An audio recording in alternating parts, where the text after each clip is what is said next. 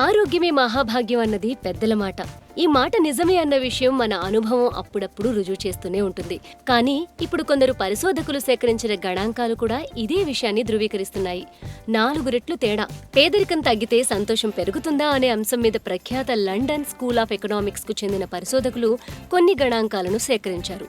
దీనిలో భాగంగా మనుషుల్లో పేదరికం తగ్గితే సంతోషంలో కేవలం 5% వృద్ధి కనిపించిందట. కానీ వారిలో మానసిక సమస్యలకు సంబంధించిన చికిత్సను నిర్వహించినప్పుడు ఏకంగా 20% మార్పు కనిపించిందట. కారణం ఇది. సంపదతో సంతోషం ఎందుకు పెరగదు అనేదానికి పరిశోధకులు తమదైన విశ్లేషణను వినిపిస్తున్నారు. మన చుట్టుపక్కల వారితో పోల్చుకోవడం వల్ల ఎప్పుడూ సంపదని నిర్ణయిస్తాము. అంటే ఇద్దరిలో ఒకరి సంపద పెరిగితే మరొకరికి తక్కువగా తోచడం సహజం. కానీ ఆరోగ్యం అలా కాదు. పోలికలతో సంబంధం లేకుండా అందరూ ఆరోగ్యంగా ఉండొచ్చు. మారిన ప్రపంచమే సాక్ష్యం.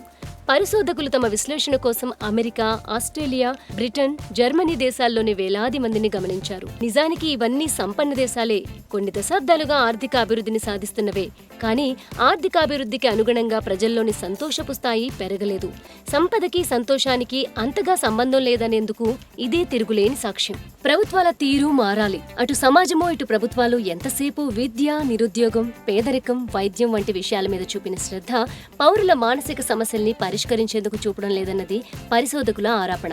ఫలితంగా గృహహింస, మద్యపానానికి బానిసగా మారడం, కృంగుబాటు, పరీక్షల పట్ల విపరీతమైన భయాందోళనలు వంటి కొత్త సమస్యలెన్నో ఇప్పటి తరాన్ని వేధిస్తున్నాయని చెప్తున్నారు. విద్యా సంస్థలు కూడా ఎంతసేపు పిల్లవాడికి మంచి మార్కులు వచ్చేందుకు తెగ ప్రయత్నాలు చేస్తున్నాయి. కానీ మానసికంగా దృఢమైన వ్యక్తిగా ఎదిగేందుకు అతనికి ఎలాంటి శిక్షణ అందించాలో ఆలోచించడం లేదు. అందుకే ఈ పరిశోధన ఫలితాలు గమనించిన ప్రజల కన్నా కనీసం తమ ప్రాధాన్యతలను మార్చుకుంటారని ఆశిస్తున్నారు.